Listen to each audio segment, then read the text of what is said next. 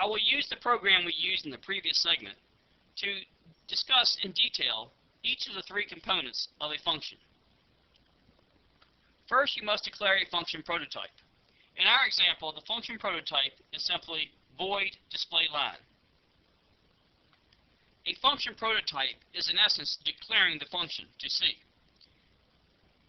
If the programmer-defined function is located after the main function of the program will have one function prototype for each function definition in that section. You usually place the function prototypes at the beginning of the program, after the include directive, such as in the example that you see.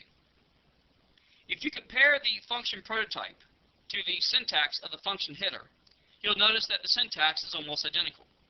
The only difference is that the function prototype ends in a semicolon, whereas the function header does not.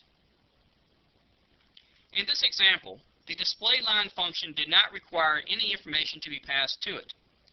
In most programs, however, you may need to pass information to a function in order for the function to perform its task. We will discuss passing information to functions very soon. Moving to the calling statement in the program, which actually we have three of, and you notice that each one is identical. To call or invoke a programmer-defined function, you simply use its name and any arguments that you may need to pass. Once again, in our case, we're not passing any arguments. This calling statement requires no arguments. It simply is displayLine, open and close parentheses, followed by a semicolon. When C processes this statement in the current program, it temporarily leaves the main function in order to process the instructions in the displayLine function. C will process the statements within this displayLine function in the order in which they are entered in the function. In this case, the function statements will display the row of hyphens first, and then advance the cursor to the next line.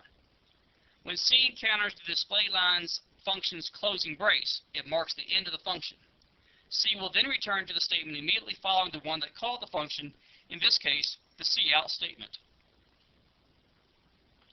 The third component of a function is the function definition. The function definition starts with a function header. Note the syntax of this carefully. The keyword void is followed by the name of the function. You'll notice that the function header does not end in a semicolon because it is not considered a C statement.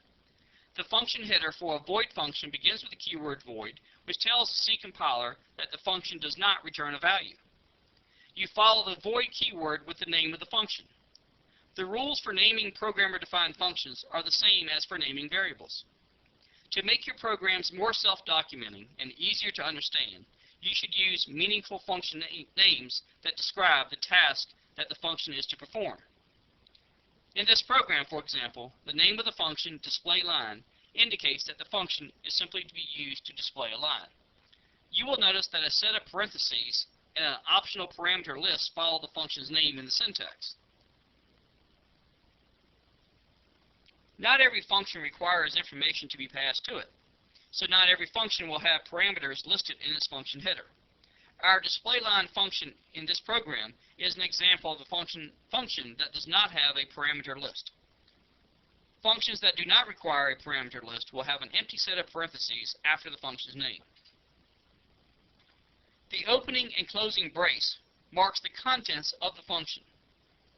The displayLine function in this program contains two statements. The first statement displays the row of hyphens, and the second advances the cursor to the next line.